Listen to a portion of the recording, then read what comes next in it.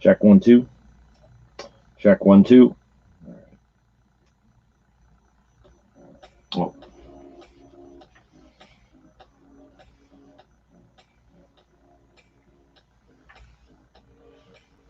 Previously on the Spielman and Hooley We Tackle Life podcast. You know, I don't have a previously on the Spielman and Hooley We Tackle Life podcast because I recorded over the previously button with something we're going to play later on in the podcast, and I actually intended to play the old open. And then I know you'd say, why are you playing the old open? And I was going to say, because I have something on that button. So we'll get to that because it's an interesting topic that I would imagine will get us a lot of listenership this week from our friends in the state of Michigan. And it has nothing to do with Jim Harbaugh. It has to do with the other team in the state of Michigan that you are an expert on, and that is the Detroit Lions, who over the weekend fired head coach Matt Patricia and general manager Bob Quinn. But, of course, we first want to welcome everybody to a Monday edition of the Spielman and Hooley We Tackle Life podcast. You're back from Cincinnati, where the Bengals had a chance to beat the Giants, but did not do it because of a strip sack fumble. Did you hear how? From Did you midfield. watch it? I did not. You should hear how I ended it. At the OSU basketball game at the Covelli Center, me and 40 of my closest friends. Nice. Yes. How did you punctuate the ending to that? So the Alex Erickson returns a punt about around the midfield. Nice return. I saw that. Okay, so they got a chance. Yeah, right? they do. And you know, they're fighting. And I got some thoughts on the Bengals here because of a couple articles that came out that were disparaging toward the coaches and everything. And the next play, Jamal Sheard, Former Brown, strips Leonard Williams, recovers, ball game. And I'm just saying, and that's the Bengals doing Bengals. That's their season. Bengals gonna Bengal. And that's 113-1, Bruce, in one possession game. Yikes, that's not good. So, but I was thinking about it, and I talked about this on the air yesterday a little bit. I took some liberty to editorialize for a second, and I said, look, whatever came out, comes out. It comes out, and Carlos Dunlap's ticked off, right, or John Ross is ticked off. Then they say things that as they view it, what they see the situation as. But my eyes tell me something different. The Bengals are they play really hard. Now, that wasn't the case last year or Marvin Lewis's last year. No, it wasn't. And they're improving. They're a better team. Now, obviously, when you remove Joe Mixon and Joe Burrow, you know, their chances of winning are going to go down. I thought Brandon Allen played okay for getting 3 days of practice in with the team, with the guys he's actually going to play against. Very respectful. They just can't run the ball. And that's, you know, the offensive line, I think, still has issues from my perspective. They weren't bad in pass protection yesterday, but just could not run the ball as opposed to watching the Giants who can run the ball. But as far as like college atmosphere, this, that, I didn't sense that. I didn't see that. I see guys playing for each other. And I talked about leadership and as from a coaching standpoint, and I ask every coach every week, what's your philosophy on leadership? And all of them said honesty and truth and accountability. You might not like it, but that's the only way to do it. And, you know, what you like to present all the time when you talk about leadership is that I ask the coordinators and the head coaches, and everything is present a vision, right? It's your vision, and then you have to go try and get it. But that vision cannot be accomplished if the house is divided. And so I didn't sense any of that. I didn't see any of that. I think Zach Taylor's learning, and I think he's getting better. And I think they're just some guys away. I mean, personnel wise, yes, but they are. Play hard. I think Von Bell's had a pretty darn good year for them. Von made some nice plays yesterday. I'm not just saying that because he's a former Buckeye. I think he's doing some things. Mackenzie Alexander. It's McKenzie. I come to find out, not Mackenzie. Okay. Mackenzie Alexander is playing really well this year, in my opinion. William Jackson's playing. Jesse Bates. Jesse Bates. So that back end is pretty decent. They did a nice job. Geno Atkins is hurt. I mean, he's trying, but he's only gives you 8 or 9 plays a game on third down. But he's just not the Geno Atkins that he's paid to be. Yeah, and you know, Sam is a really solid player, but he's not an edge rusher. Just not. No, Sam Hubbard's a nice player. Sam Hubbard's the kind of guy you have to have about 20 of those kinds of guys on your team. Then you're really, really good. But if he's your top end, you're going to struggle. Yeah, but other than that, hey, I was just happy we got the game in. I mean, the NFL was crazy yesterday. What happened in Denver was insane. I think the NFL actually sent a message to the whole league through Denver, to be honest with you. Well, they sent one through the Saints for sure. 7th round pick and 500. Fining them, and the Patriots got fined. So I don't know if it's optics. I don't know if it's serious, but they're serious. So we'll see. I don't know how that Denver game came out. I saw Taysom Hill rush for 2 touchdowns on the highlights. I didn't 31-3. 31-3. Well, good for the kid they've signed from Wake who got him a field goal. I'm driving out here. I was listening to the interview of the kid, and could you imagine? I mean, he played a little quarterback at Wake Forest. His last touchdown pass was against Clemson in 2017. Probably the last time he took a quarterback snap, to be honest with you. You get up and say, okay, you're starting quarterback in an NFL game, and it takes a little bit of courage to go out there and do that. Sure, absolutely. So I commend the kid, and I absolutely think that the NFL is using them as an example. What happened was the quarterbacks were together. One of them tested positive. They didn't have masks on, although the quarterbacks did say that they were properly socially distanced. It doesn't matter. There's the rules. Contact tracing. Well, I think this with the NFL, you and I talked about this. There's certain things. If you are going to work within a corporation and you're going to work under the umbrella of the NFL, and you agree to follow the rules and the protocols that the NFL set out, then you have to follow them. Yeah, you do. If you don't follow them, then there's going to be repercussions and consequences. And that's the way it has to be. Like, for example, yesterday, down in Cincinnati, I'm up in the press box. Everybody in the press box, it's a very limited amount of people. There's probably 4 or 5 people in there, a pretty decent sized press box, okay? You know that I had COVID. You know that Kevin Kugler had COVID. Right. The 2 guys that are the stats and Kevin Spotter are tested Saturday night and Sunday morning, twice. So they're clear. All right? The other support staff, they're not near us. They're not allowed to come near us unless it's absolutely necessary. Then they immediately remove themselves. So they're with us for 10 seconds. So anyway, I get there very early, as you know. I get there about 9:30 in the 1 o'clock game. And guy walks up, Chris. I've been told by somebody that when you're not on the air, you have to wear a mask. And I am the only one in the booth. The only one in the booth. All alone. You're a threat to yourself. I'm a threat to myself, and I'm going to give myself that I can't give. Yeah. You're going to give yourself something you can't get anymore because you've already had it. So, my initial reaction, again, and we talked about my lessons I learned last week, my initial reactions, who the heck? Yeah. And I said to myself, look, I accepted this job. Right. Fox wants me to do this. If the Bengals want me to do it, I'm here working. And if I don't want to do what they want me to do under the premise of why I'm working, then I'm free to leave. Yeah. So I did it. I was at the Covelli Center yesterday. I was with a colleague who had a gaiter on, one of those things you wear around your neck, and he pulled it up. He had it over his nose and over his mouth, and a usher came up and very nicely gave him a mask and said, I have a mask. I need you to wear this kind of a mask. And he said, I have one of those masks. I'll go put it on. So he did. So, and I don't blame anybody that's delivering a message. No, they're just, as you said, the delivery mechanism. Yeah.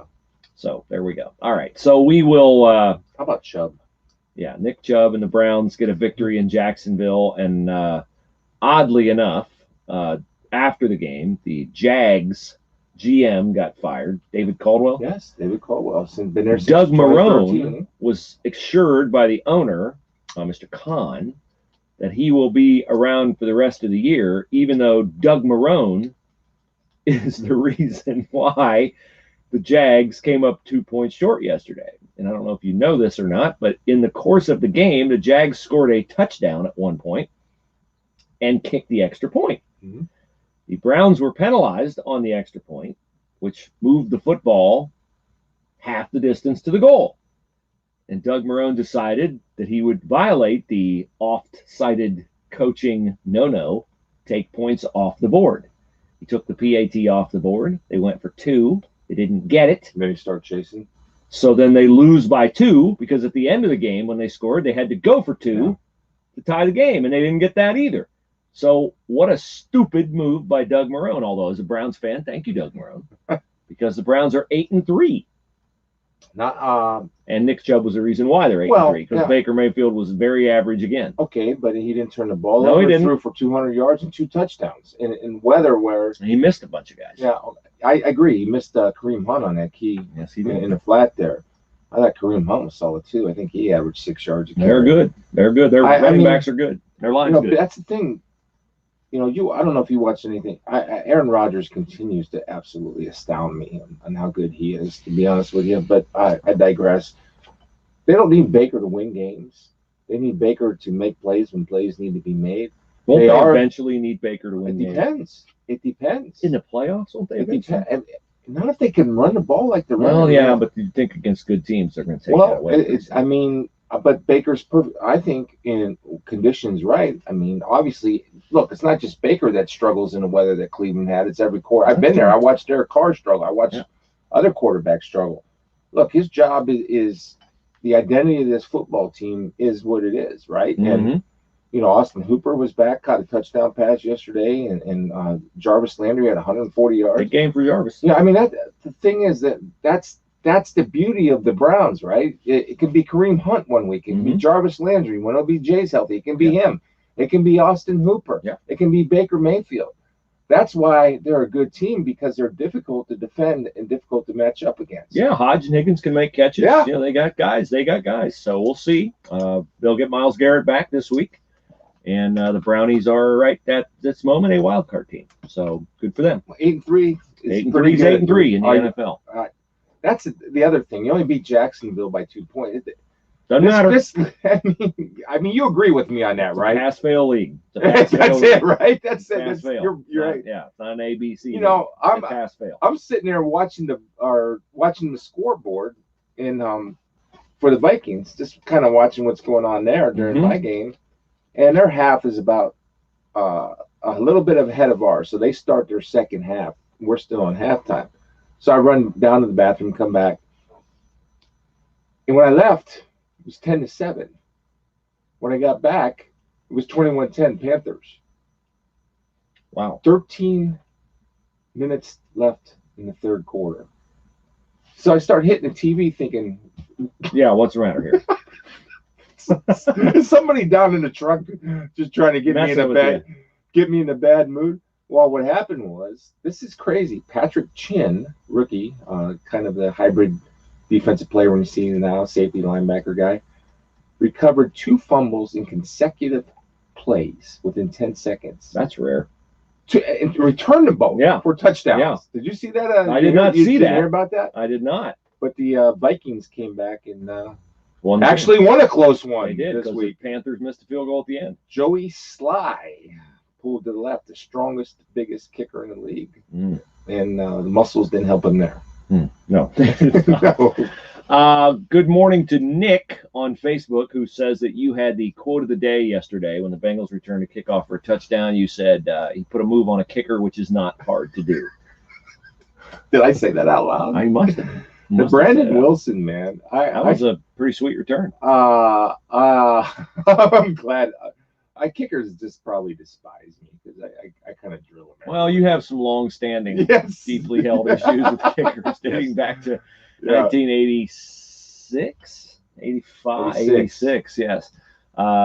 Christopher enjoyed your funny line, too. Nobody enjoyed it more than you and Christopher. No, I'm pretty subtle when I give my lines in football. Yeah. Most of the time. Sometimes I laugh at my own stuff, which I know annoys the heck out of people, but I don't care. I need entertained. Yes, of course you do. By the way, today is the last day of November, which means you have 15 days, 16 counting today, to get your health insurance squared away. And AUI Info is the company that can help you get it squared away, and it's so easy to do. You go to their site, auiinfo.com, and there's a chat that happens right there in front of you. They'll pop right up. You make your appointment. You ask a question. You do whatever you need to do. You find out about your health insurance, whether you still have the doc, the copay, the hospital, all those things that you want, the benefits you need based upon where you are in your life. Maybe if you've had the same insurance for 10 years, you no longer need certain coverages, like maybe maternity care or something like that. Get what you pay for and get what you need when you're paying. But one thing you won't pay for is AUI's help, because AUI and all health insurance consultants are baked into the cost of the policy, so it is free. They're compensated by the insurance companies. Get the help from the experts who know. Chrissy, Steve, Julie, all the people at AUIinfo.com, AUIinfo.com. Great people, great service, and it's free. So it's one of the few instances in life where you get more than you pay for. AUIinfo.com. All right. It's Two Men in a Basement, yes. NFL Consulting. Today it's Two Men in a Basement and an elephant in the room. Shall we wait to address the elephant in the room, or shall we move to the Buckeyes first, or shall we just do the elephant in the room? Well, the Buckeyes, there's nothing to report on the Nothing to report on the Buckeyes, except that they didn't play, and they may not play this week at Michigan State. Why? Although they may. Why wouldn't they? Well, because we don't know how many guys they have test positive, and they don't give you the details of numbers or personnel. So could they have played last week? They could have played, and I don't, for the life of me, don't well, I mean, I guess safety. We'll get to that. Let's get to the elephant. All right, shall we? Okay. You're excited about this. I am very excited about this. As are many people listening to the podcast today. Very excited about this because your Twitter was ablaze. My text messages started to pile up about whether I'm going with you to Detroit. And I'm like, why would I go with him to Detroit? Why is he going to Detroit? So they're like, you did not see that the Lions fired Matt Patricia and fired Bob Quinn after a Thanksgiving Day loss. I don't know who they lost to. Houston Texans. Houston Texans, yes. Deshaun, now I remember watching it. Yes, the Texans had their way with the Lions. So Matt Patricia did not duplicate or even approximate the success that he had as a defensive coordinator in New England, which is not uncommon to Bill Belichick assistant coaches. But the Lions are now looking again for the magic formula. Jim Caldwell, 9 wins, not enough for them. They went to Matt Patricia. He didn't get even close to that. So he is out, and they are looking for... And Bob Quinn, who's the general manager. Bob Quinn, Patriot. Right. They were package deal. Well, actually, of course. Bob Quinn came a year before. Oh, okay. Well, Bob Quinn was the one who liked Coach Caldwell and then hired Coach Patricia. Okay, wonderful. There you go. That definitely ties the two together. And when Patricia was his guy. Bob Quinn's quote wasn't, he was right. There was no wrong in saying this. He's right. 9-7 isn't good enough. 9-7 isn't good enough. Yep. It would be better than Matt Patricia, who was not popular with players, who came in with more bravado than I would prefer a first-time coach come in with. But that's all water under the bridge. Mm-hmm. He is now on a boat out of town. And so the Detroit Lions have a head coaching vacancy and a general manager vacancy. And outstanding, phenomenal, tremendous wide receiver Herman Moore took to Twitter to endorse none other than the man sitting across from me, Mr. Chris Spielman, as the next general manager of the Detroit Lions. So if you missed that, here is Herman Moore in his car giving the reasons why Chris Spielman would not be like the quintessential bad Lions GM pick, Matt Millen. Takes Herman a while to get going. If there's going to be a new GM, that I felt a guy like Chris Spielman would be probably the most appropriate person to bring in. I know some of you have kind of pushed back against that theory, thinking that it's just another Matt Millen type move, and that's really not the case. And I can easily clarify that. And here's the reason why. One, Chris Spielman is respected by the organization. He's respected by the players. He's respected by the alums. He's respected by the fans. And when you come in and you have that type of respect from day one, that's a big plus for any organization. The next thing you have with him is the fact that here's a guy who has played the game. He's played it at the highest level. Yeah, he was in the booth like Matt Millen. Yeah, he was also a former linebacker like Matt Millen. But that's about where it begins and ends. This is a guy who does not like to lose. And he's not going to accept losing. He's not going to have excuses be because our team got off to a bad start or because our team had injuries. This is a guy who played. He was a throwback player. And he wasn't going to allow anyone to make any excuses, even when we played. So I know you got a good leader there. Herman went on, but he said very nice things about you. Now, I find this interesting in that you and I have been friends and colleagues a long time. And you have occasionally mentioned Herman Moore to me, but you have not mentioned Herman Moore to me like, hey, Herman texted me the other day, or so-and-so. You know, you'll occasionally mention, hey, this guy texted me, or this guy texted me. I have a pretty good idea who your friends are and all that stuff. And you're unique in that you don't have, at least not that you share with me, a lot of guys you played with that stay in touch with you on a regular basis. Like I stay in touch with you, like you and I commiserate. I have a very, and I don't know why, I've always been like this since high school. I have a very small circle of people that really, really, really know me. Yeah. But which is fine. But that's fine. But Herman, that's why to me this has a lot of weight, is that you and Herman are not pals. You didn't call Herman and say, hey, Herman, why don't you go on social media and put me up for that job? I know that didn't happen. No. And so I thought that was quite flattering of a former teammate of yours who you're not buddy-buddy with. Not that you're at all at odds with Herman Moore, but that he really genuinely believes everything he said about your ability to do the job. First and foremost, that had to make you feel good. I was talking to my youngest daughter about this last night, actually, and the one that I would least expect to have this type of conversation, because she's just not into sports, which is cool. And she's in other things, and I love her dearly. And it's just, she's 18, so I'm starting, you start having more adult conversations. And I said to her, and I didn't, I thought I knew this. Look, I knew when I was playing, I don't think I was really well liked. I really don't. I mean, because it was all business at a high standard all the time. Yeah. And I held myself to a certain standard. And that's that thing about leadership, about being accountable. And, for the most part, I think I tried to live to my standard. There was times where I let myself down, I let my team down, which happens to everybody. And she goes, well, why would your former teammates want you to do this? And I just say to her, it was never, for me, it was never about being liked. It was about one common mission and one common goal. And I think, and this is confirmed, and I was really flattered by what Herman had to say, that the guys respected my approach. And that means the world to me, because I wasn't interested in being liked.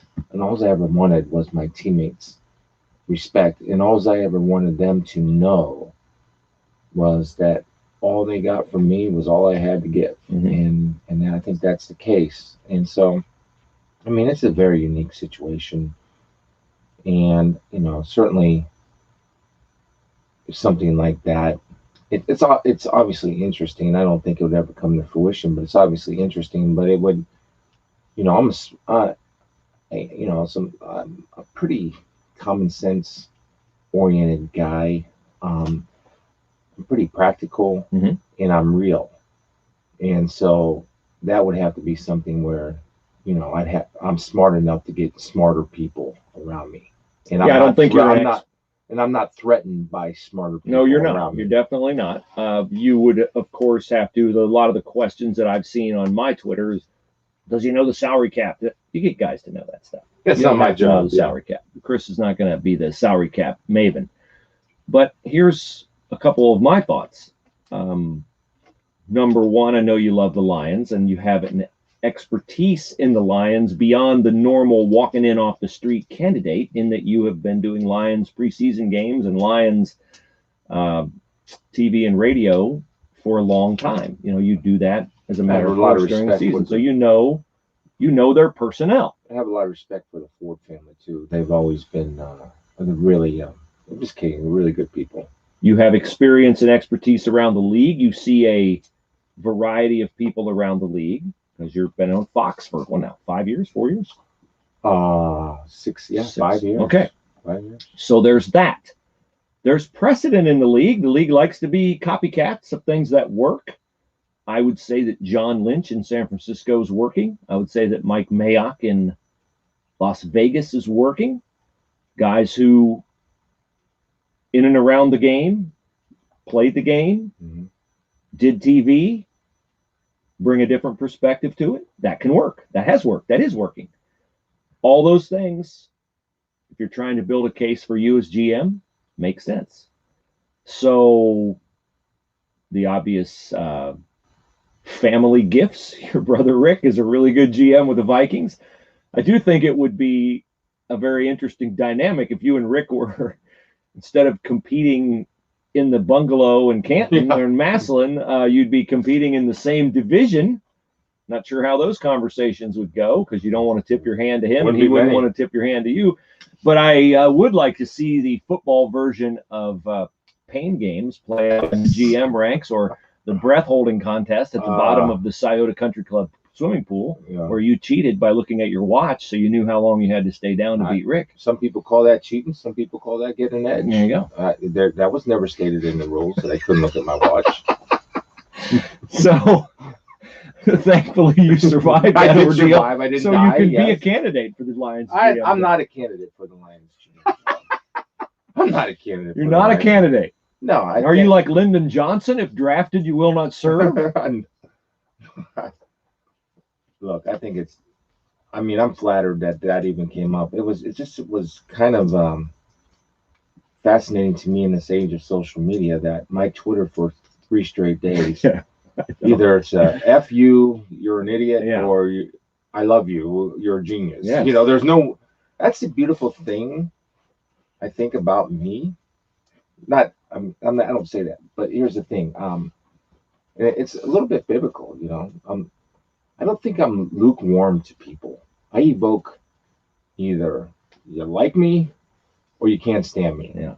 There's no in between with me. There's no in between, at least off of social media. And, for Herman to say those things was really nice. I've had other former players just call and chat about the Lions with me. And I participate on their website. I do a segment. And look, I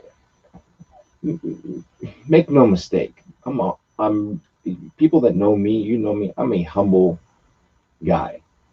I have zero ego when it comes to football. Zero. You're all about the winning. I'm all about the winning. That's it. Not about the credit. You're about the winning. All about winning. And in order to win, in order to have a team, a good team, and this is just my philosophy. And first of all, you talk about vision, everybody's got to have the same vision. Everybody's got to be tied to it. That's easy. That's the easy part. The hard part to me is when I see good teams play and I see good coaches coach, they get those guys to play for each other. They're not playing for them. They're playing for each other. They're playing for their guys. And when you have that type of camaraderie and that type of belief, and when you have the players believe that the coaches are there for one reason and one reason only, and this is how you become an effective coach in the National Football League, not from any experience, from my experience from a player to coach, is when that coach tells that player, I am only interested in making you better. I have no other interest. Nothing. Because when you're better, we're all better. And we have a better chance of winning. There's no other agenda on my plate but to make you the best possible player I can do and to put you in the best possible position for you to win. So I don't know. Would I be asking you to give up trade secrets or betray a friendship if I said, give me your perspective as someone who's been close to the Lions, evaluates the Lions, does it from a media perspective? Why did it not work with Matt Patricia and Bob Quinn?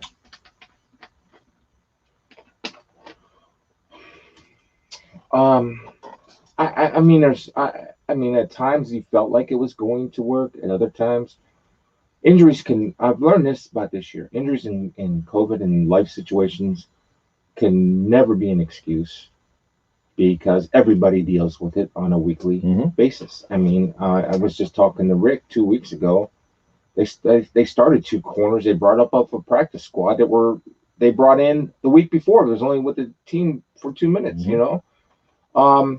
I don't know enough, Bruce, to give you a honest thing. I think when I watched them, there were times they were really good. There were times they were really bad. So there were inconsistent, obviously. And I think one thing I learned this year, the teams that provide their own energy, what I talked about, playing for each other, and their own enthusiasm. I mean, I don't know if you watched any of the Thanksgiving Day game. I did. I watched it with the sound down. It almost looked like it was torture. Texans had energy. They didn't. Lions didn't. And Texans were 2-7 or 3-7. Whatever. Lions play Thanksgiving every year, so they should have been into the prep and all that kind of stuff. Yeah, even though there's no fans or anything, I just think, I don't know. I mean, I can't answer that question because I'm not around the program. I'm just whatever I say is just pure theory and just observation. Okay, well, is it at all something that you have thought about in the past? Like, if I were a GM, this is how I build a team. This is who I like as a coach. This is all. Is that mindset completely divorced from your mindset as an analyst? No, I have philosophies on football. You've talked. I've talked before. I think I believe in this is just, I'm not talking about I'm just talking about philosophy. Yeah. I love what Kyle Shanahan does. I love that type of offense. I love pounding the football. Then I run bootlegs and play action off of that. I love a running quarterback, a mobile quarterback. And you have to have corners in this league. You have to have defensive backs. If you don't have defensive backs, you don't have to. It used to be back when I played, you build, this is just a philosophy. I'm not saying it's right or wrong. I believe you build from the outside in. You don't build from the inside out. That is my theory because of the game and the ball being tossed around. Now we're starting to see a little bit of shift again, a la the Cleveland Browns, the San Francisco 49ers. Take a look at the Rams and what type of offense they run. Take a look at the Saints, who are starting Taysom Hill over Jameis Winston, who has thrown for 10,000 yards or whatever, turn the ball over. But Taysom Hill, they're running basically a wildcat offense, and everybody knows they're doing it, and nobody can stop it. Right. So physical is the number one thing for me, but you have to have speed, and you have to have guys that can play in the nickel or the slot and corner guys. That's why we see every year. I tell you, we had that conversation. Should the Browns draft Bradley Chubb or Denzel Ward? And either or, right? Because for me, it's okay. If Chubb's there, I'll take him. If Ward's there, I'll take him. But that's my theory of building from the outside in, not the inside out. Then up front, I see the teams at the Cleveland Browns. When I came back the first time, I said that offensive line is so good, Bruce. Then I watch the Cincinnati Bengals. That offensive line can't move anything. It's just not. They can't. And of course, the quarterback is the number one. But my philosophy on quarterbacks, and this has been one since I've been a player, played against great ones. As you know, played against Dan Marino, Brett Favre, Steve Young. And I hated playing Steve Young because you didn't have a chance. Troy Aikman was a great quarterback. But with those guys that didn't run around a lot, you had a chance. Guys that run around a lot, it's tough. But look, man, I think I've not been approached or anything like that, but I'm humbled that my former teammates think of that. It makes you think. I'll tell you the only cool feeling I had about it was I was sitting in the hotel room, and all of a sudden my phone's going off and this and that, and the only feeling I had was a little bit of validation that I did it the right way. Even though it didn't feel like it at times, I did it the right way. So there you go. All right, but one last thing. Do you promise Lions fans who would be nervous about you and Matt Millen having some similarities, you promise right now that you would not draft a first-round wide receiver 3 years in a row? 3 years in a row. No, not 3 years in a row. Charles Rogers, Roy Williams from Texas. I can see Calvin Johnson, the Hall of Fame. Calvin Johnson, he got one. He hit on one of the three. Yeah, there you go. That's good memory on Charles. I just remember Charles Rogers from Michigan State, number 2. Him and Jeff Smoker was the quarterback. Be aptly named Jeff Smoker. Very well. Yes. Very good, sir. All right.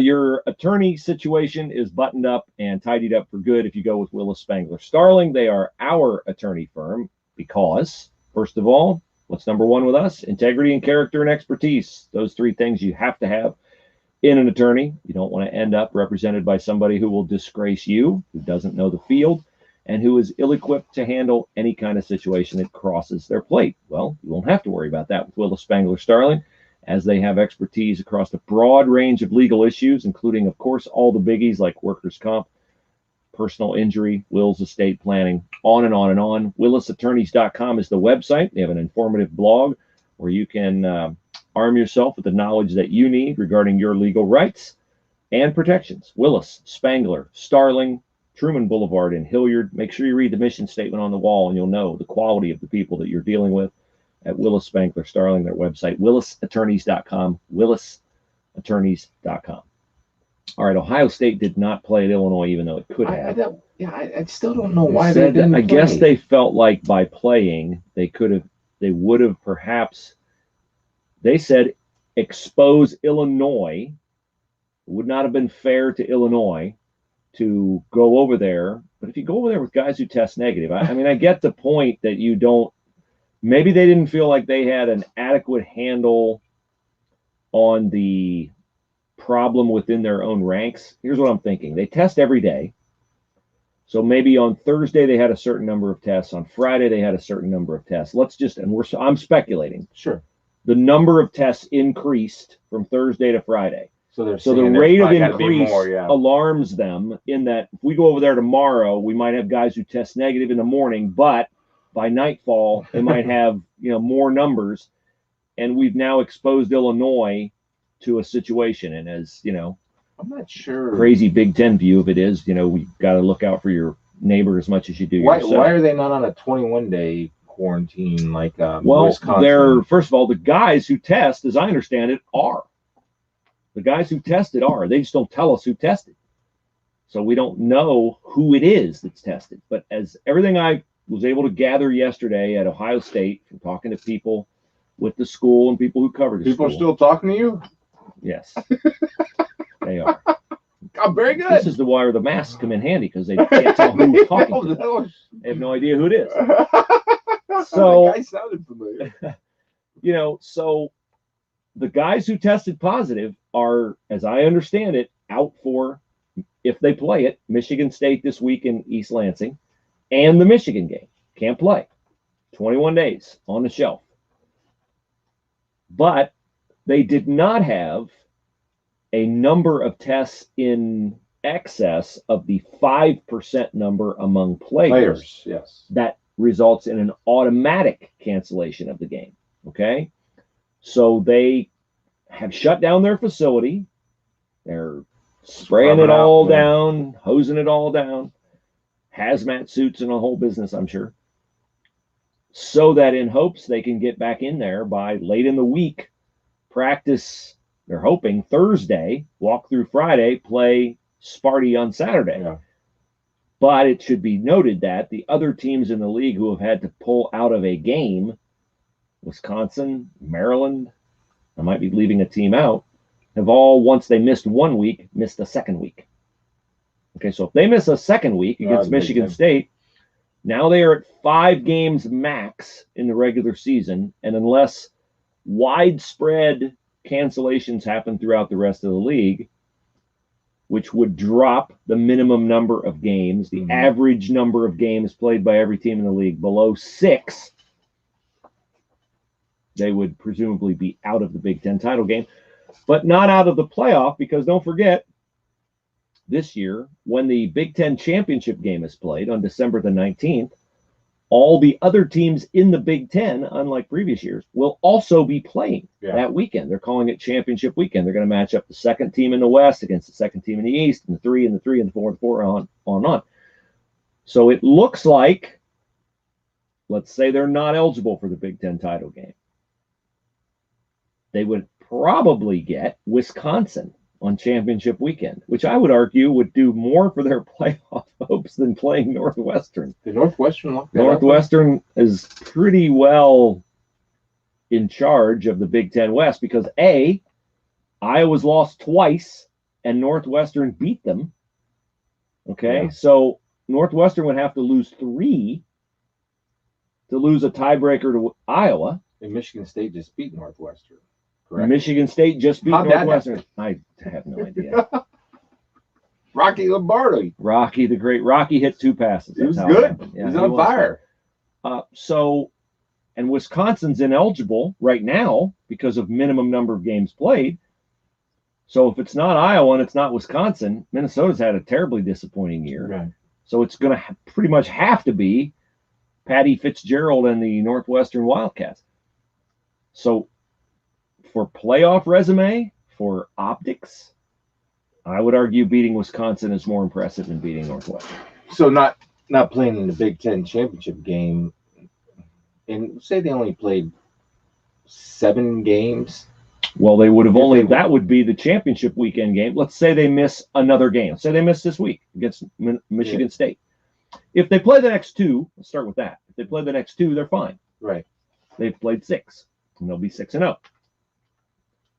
If they play only one of the next 2 weeks, they'll be at 5 games, presumably not eligible for the Big Ten title game, which would end their streak of 3 straight outright Big Ten titles with an asterisk, but it would still end it. Which it's unfortunate, but it's not a huge deal. They would still be eligible for the playoff because they're going by eye test in the playoff. They're not going by minimum number of games. So then let's say they beat Michigan and they beat Wisconsin. So they're 5-0, 6-0. 6-0, they get picked. Because they're not going to pick anybody else in the Big Ten. There's nobody in the Pac-12. There's nobody in the Big 12. Well, Florida looks pretty good to me. Yeah, but how many SEC teams are you going to take? Florida, Alabama. Let's say Clemson beats Notre Dame. They're going to take Clemson and Notre Dame. They should. Yeah. They're going to take the SEC champ. And, I mean, if Florida goes the SEC title game, they either win the championship and get in. Now, I guess this would be the danger. Yeah. Florida beats Alabama. Florida, that's the one. That's the one. So you're going to take one-loss Alabama over unbeaten 6-0 Ohio State?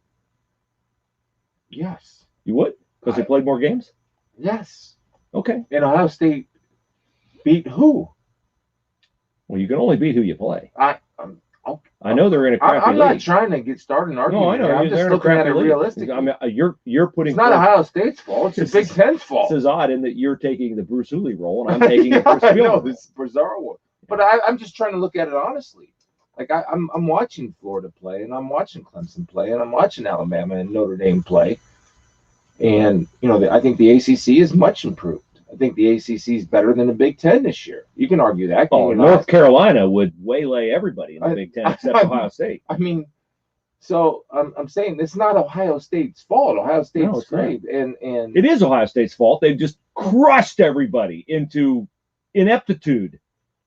Yeah. They just have. They've just demoralized everybody. In recruiting, yes, and on the field too. Well, I'm just saying it starts with recruiting and it translates on. Yeah, I don't know. It's something that I would be concerned about if I was Ohio State. Yeah, they'll have to be concerned about it. And here's the cool thing about this whole, and it's playing out how I hoped it would. The Big Ten, everybody, I get it. Some of the rules are a little different, and there's no universal rules amongst college football. I get all that, but people think every time there's a COVID case, I look on Twitter, cancel the season. Yeah, you don't care about these players. Hell, not one player. I don't think. Maybe one has been hospitalized, but I just think the NFL and I just want to say that it is admirable their job that they're doing. They're actually thinking about it. Now. I don't know if they don't want to do this, but if they have to, they'll add an 18th week. Mm-hmm. And the only thing you do then is eliminate the week in between the Super Bowl, the off week. Mm-hmm. The other thing I heard, and I don't know if this is true or not, but a playoff bubble. You just isolate the teams in a hotel, which I think makes, when you get to the playoffs, I think it makes all the sense in the world. Absolutely does. The NHL had great luck with that. I think they played the NBA season, although I paid zero attention to it, so not sure about that. Matt wants to know if the 2 Men in a Basement Consulting is heading to Detroit.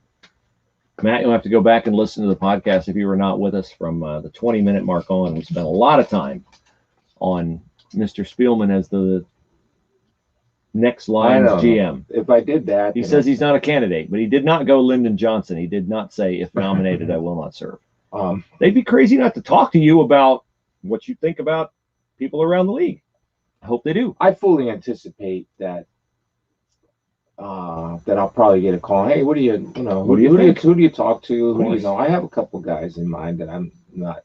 I've talked about them before, Mhm. but I just Not going to probably mention not them now. comfortable, Yeah. And the Bowdens say that you'd be a great GM for any team. Football knowledge sets you apart. You're only as good as your people. Well, the only way I'd have any chance of being a great GM if I'm surrounded by, you're right, by people. And, I think one of my strongest traits that I have is that I'm never threatened by people that are better at me than something. I'm never threatened by that because I know it's just a great opportunity to learn. Like Bruce is better at me than radio in cross country. I was going to say, look, you're doing a podcast. Yes, I know. Bruce. Yes, we were great. We love you. Yes. I couldn't. The answer, you would have done it to me. 98.9 the answer, 5 to 7. There you go. That's right. By the way, who did you book for guest for today? Anybody? Oh, no, I'm sorry. Your producer You're might have to slacking actually in your work producer today. duties. Yes. I had the guy for you. I tried to get the guy. We'll get him. We'll get him. Did you ever reach out to him? No, you did not send me his email. Yes, but I did. No, you didn't. Yes, I did. I didn't get it then. No worries. No, I sent it like that day. Okay, well, I'll go look in my inbox. Once Maybe again, you landed in my spam. No, I sent Maybe you. you landed in my I'm sure I spam did. folder. Yes, I'm No, sure. No, I highly doubt that. No, I sent it to you. I texted to you. Okay. Oh, you did. Okay. Well, that could be it. Yes, you may in fact have texted it to me. Yes. All right. So I maintain. Speaking of minimum number of Ohio State games, I maintain that the Michigan Wolverines will not play the Ohio State Buckeyes. Final game of the year. Why? COVID. Get now. COVID. A colleague of mine yesterday said, "Oh, you're crazy. They'd never live that down. They won't do that." And I said, "Are you kidding me?" I said, "Jim Harbaugh will be licking bathroom lavatory countertops in order to spread COVID throughout his football team in hopes of avoiding a 75-point beatdown against the Ohio State." Did you watch Buckeyes. any of the Michigan? I listened to it. I listened to it while I was outside cutting wood and doing all that kind of stuff. The normal stuff that I do on the weekends around here. Can you look at the top text message? Tell the people that it.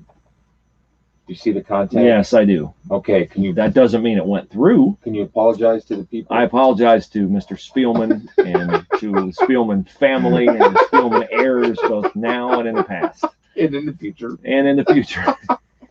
For ever doubting his producer duties. Yes.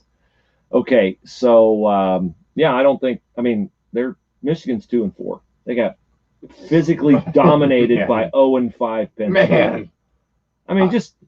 It's interesting to listen to them on their Michigan radio network because Brandstatter and Dan Deerdorf are two linemen.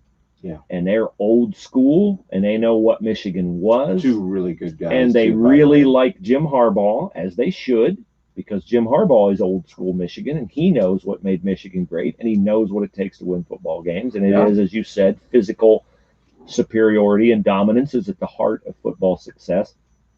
And they can't do it defensively or offensively. And it crushes Deerdorf and Brandstatter to watch it and have to talk about it and have to tap dance for two large men, not an easy thing to do, around the fact that Jim Harbaugh is just not getting it done. They don't want to say it because they like Harbaugh. There's a brotherhood of ex-players, and they know that he knows.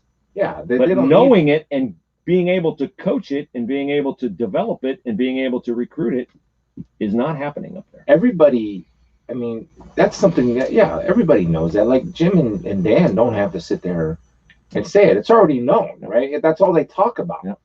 Here's a question that I have for you, and I don't know this to be true or not true. I would have to think about it and look at it. But Mike Golick and Dave Pasch were doing a game. Mm-hmm. You know, Dave is a really good friend of mine. Yes, he is. So I texted him because Mike said, and this is Mike's feelings, and it could be right, could be wrong. I'm just curious on your thoughts. I'm not sure. Dave was talking about, okay, we've got to talk about, the game was running down, the future of Jim Harbaugh. Yep. And Mike said that there'd be a lot of NFL teams that want him. And I said, maybe. As what? As head coach? Yeah, as head coach. I don't agree with that statement. Well, my thoughts were this. Look, Jim, when Jim got the job, and Urban rightfully pointed this out to me, I guess you and everyone else said the same thing. Yeah. I said the same thing. Because I thought it'd be great, right? Absolutely. And he did a great job with the 49ers, so maybe he's more suited to coach in the NFL than he is to coach in college. Maybe it just fits better. But I do know, and this is just hearsay. Well, there's been quotes about it, but Jim, I thought he'd be more suited for college because, after 4 or 5 years, and just, maybe some people can say that about Urban, like, 4 or 5 years, and that's why he's so successful. Or I know people said that about Saban. Yep. We had our time, and so I don't know if he could go back to the NFL. I think. Well, there's a job opening about 30 miles to the east. Why would you? I don't know how you sell that to your fan base. You take your Michigan fan, who's your Detroit Lion fan, and every Michigan fan and Detroit Lion fan are the same person. Yeah, and I don't know how if you can't build a physical team and culture at Michigan, how you could be expected to build one in the NFL. It's different, and Jim's had great success in the NFL. Yes, he had great success in college before he got to Michigan. Yeah. He was great at San Diego. He was great at Stanford. He did a great job. Yeah. The ongoing mystery goes on. Well, the ongoing mystery, which is no mystery, is his inability.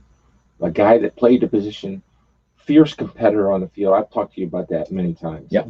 Oh, I love playing against the guy. Fierce, and just will give you everything. And I remember the game he was quarterback of the Colts, and we were on the Bills, and we came after his rear end. And I got to tell you, man, we hit him at least 15 times.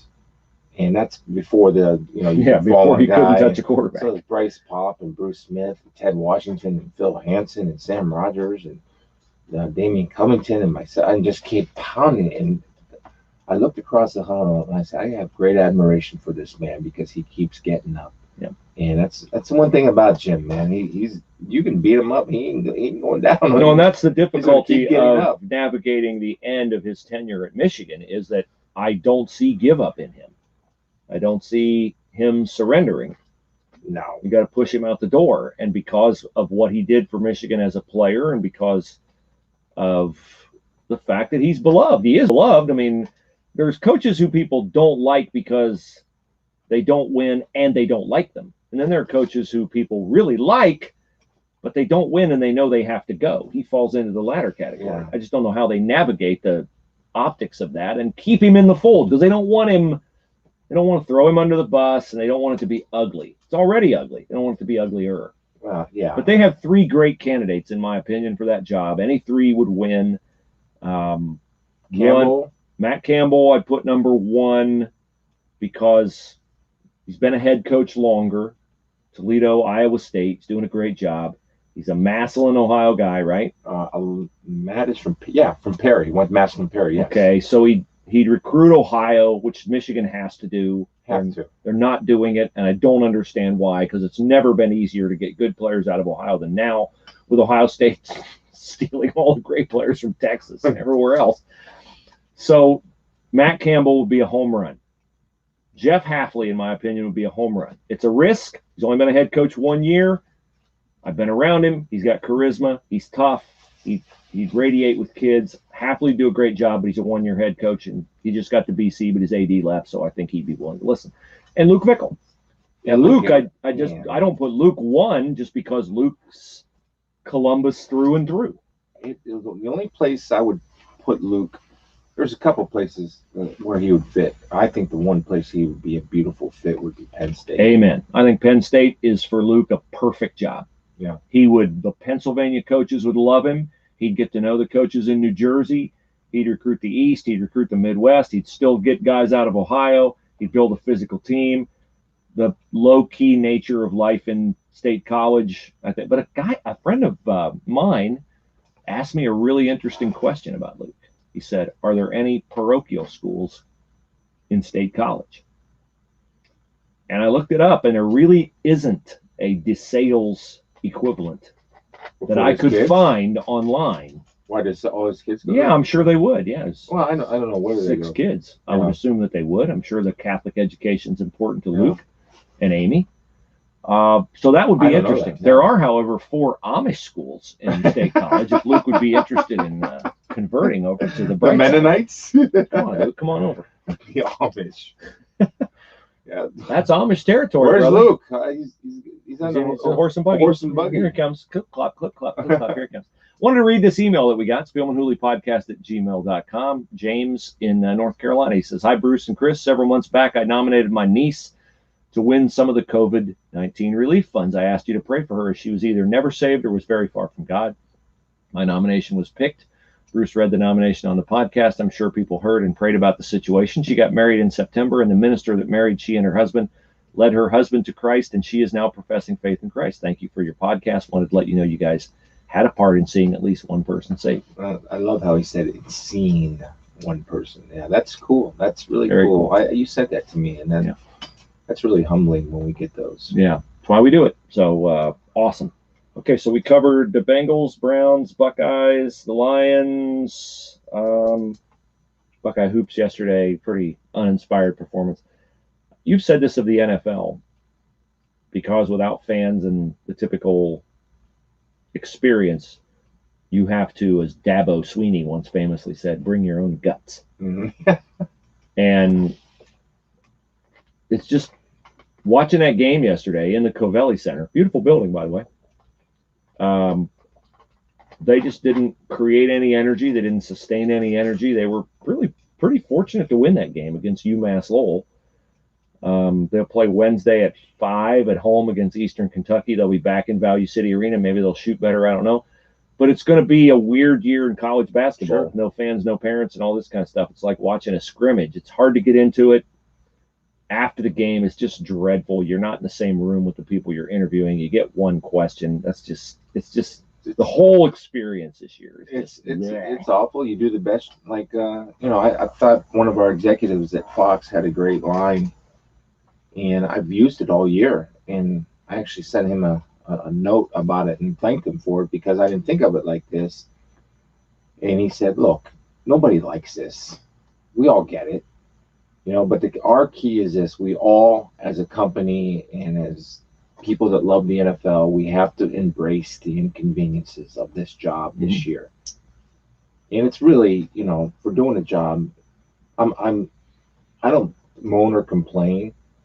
I do say, because I was telling Kevin Kugler before the game yesterday, dude, this is 12 weeks, and you would have told me back in August, and you told me, hey, you got at least 12 games in this year, I'd say I don't know if I would have believed it or not. Yeah. So I'm very grateful that I've been able to do my job this year, and very grateful that I was amongst the 99.5%. I'm not being snarky at all. Very grateful that all my family members that had COVID, we were amongst the 99.5% people that some were sicker than others, but nobody required hospitalization, and we all recovered, and I'm very grateful for that. Mm-hmm. So just, embrace the suck, basically, then move on. Yep.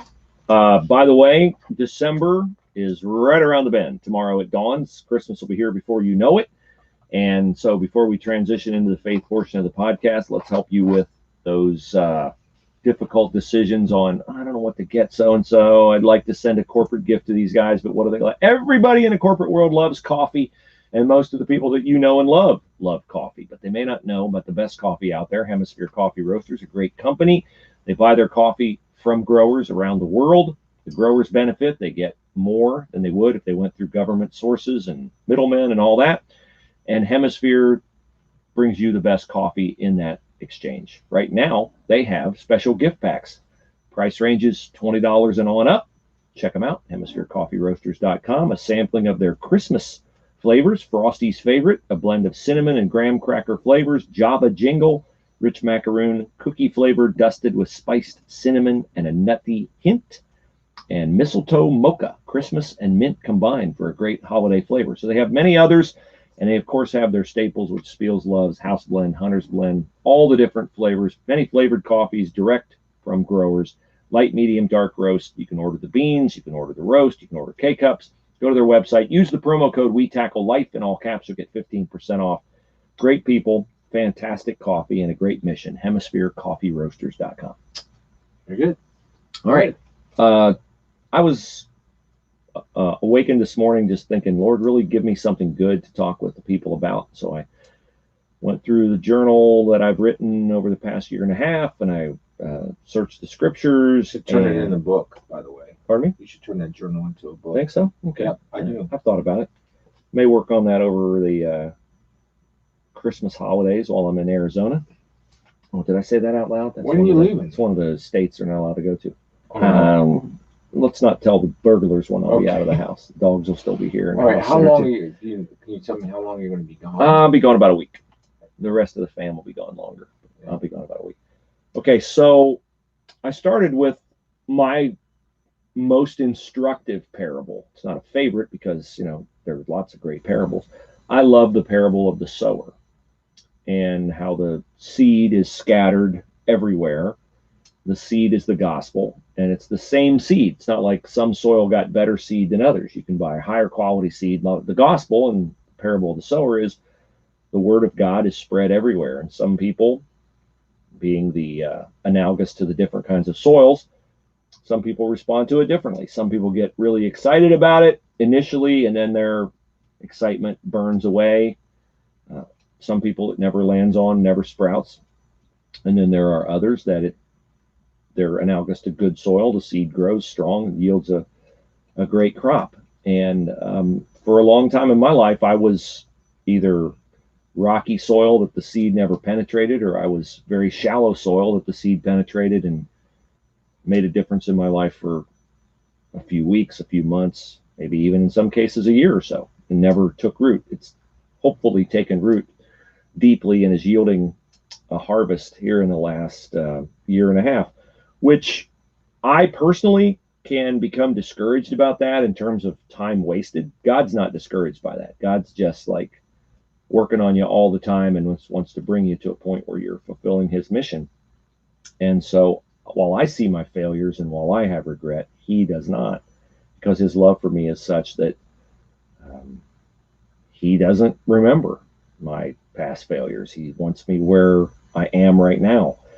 And I thought about how beautiful that is, how much of a, Chris, you said before about how you're a second chance person. And you've always been, when we've talked about athletes who do stupid things off the field, stuff like that, I'm like, off with their head, be done with them.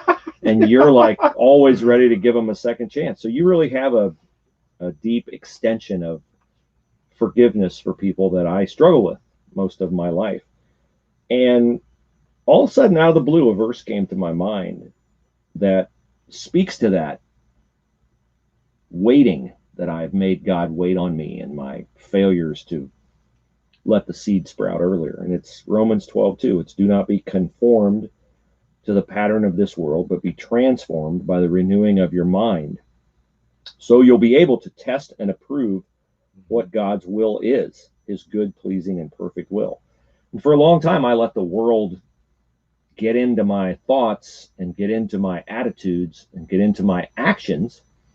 And I responded to anger with anger, to resentment with resentment, Yes. to bitterness with bitterness, to immorality with immorality, and words, and not very often with deeds, but still with words and attitudes.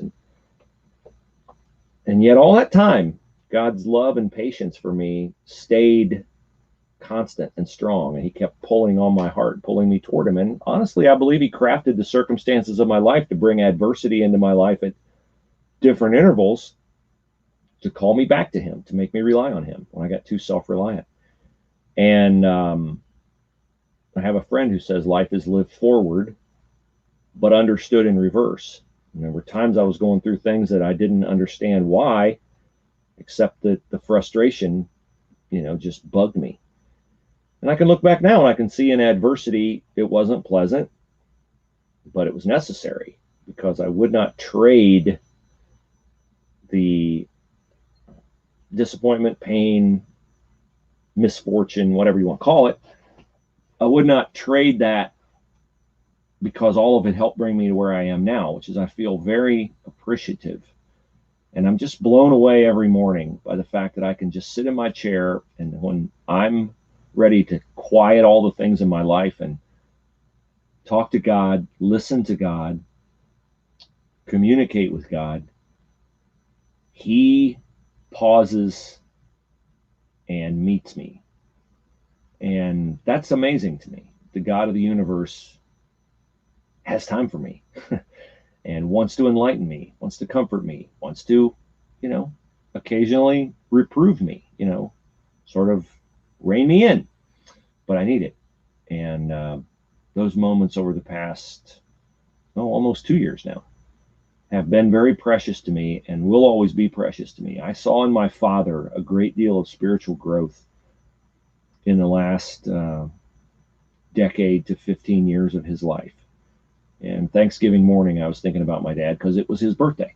He would have been 94. And I thought about some of the tough times with him. And I thought about him at the end of his life. And I saw that growth in him, that patience ingrained in him, that tenderness and compassion that as a boy growing up, I didn't always experience. No. And I laugh because this is your experience is a lot of other people's. And I just thought, I choose to remember my dad, how he was at the end. And I thought, not only do I remember him that way, God views him that way. And I'm so glad that God is so patient with us that he gives us that chance to remake ourselves by that over and over renewing of our mind over and over. And I'm sort of rambling here, but it's just a compilation of my thoughts at Thanksgiving, which you try to think about what you're thankful for. I'm so thankful for my family, for my kids. My dad always said that on Thanksgiving. He would always say how much he was thankful for his family, how much he was thankful for mom and his wife.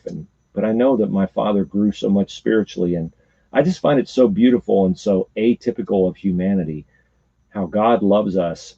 He doesn't get tired of our screw ups. And so if you are beating yourself up today because of something you've done or something you failed to do or whatever, you think you're not good enough, think you could never be accepted on, I'm telling you, you're wrong. God's love is boundless. His patience is endless. His forgiveness is unbelievably welcoming. And so that's what I have. Okay. Well done. Just while you were talking there, I was thinking as a son, thinking of my dad, the same, and as a father, thinking of me and how much I've changed with patience and understanding, not only as a father, but also I think as a person. So for Thanksgiving, for me, I just want people to remember, and I always like to. If I'm going to say something, I want to make sure that I've experienced it. On Wednesday, after I left here, I was in an area and there were two small businesses that I've frequented most of the time since I've been back in Columbus. So I just stopped in and they're hurting. And I felt so awful because the crazy thing, it's nothing that they did. They didn't screw it up. And one guy, 40 years, another guy, 20 years, and they're being destroyed. And I was just telling the family that, we all should be thankful because we still have an opportunity to work and earn, and visiting these gentlemen and their families. I didn't visit their families, but just the guys, and to see the look of desperation, helplessness, and frustration, anger on their face because they didn't do anything wrong. It's not fair. Life's not fair. They get that, but to work your whole life to build something from the ground up and to keep it going and to, hopefully pass it on. Whether it's, you can think of it one way or another, and regardless, the bottom line is they're losing, and I'm not sure they had to for the type of businesses that they run. Well, we hope that you guys are encouraged by today's content, and we'll stand by. That wasn't very encouraging. No, I just ended, but I just want you to pray for those. Yeah, by pray the way. for those people. Yeah. We'll stand by to see if Mr. Spielman is. You are aware. Make the Lions aware if they want to interview you that you have a very, very cost-prohibitive buyout here with their podcast partner. Would you let them know that, please? The coattails have been dragging for a lot of years now. I have been. Why would I stop something that's working? Just kidding. All right, everybody. Have a great day. Patronize our sponsors. Send us an email. Nominate somebody for COVID-19 relief. Spielman Hooley podcast at gmail.com.